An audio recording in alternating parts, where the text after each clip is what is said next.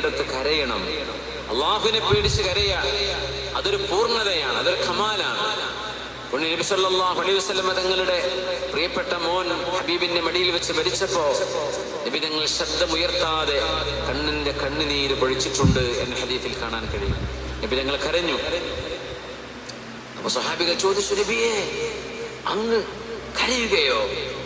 ഉടനെ പറഞ്ഞു, ഹാദിഹി റഹ്മ, ഇത് കരുണയാണ്, റഹ്മത്താണ്.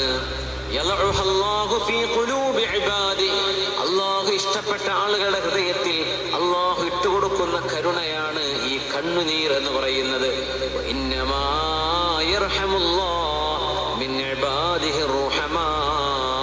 അള്ളാഹു കരുണ ചെയ്യുന്നത് അള്ളാഹുവിന്റെ അടിമകളിൽ കരുണ ചെയ്യുന്നവരോട് മാത്രമാണ്.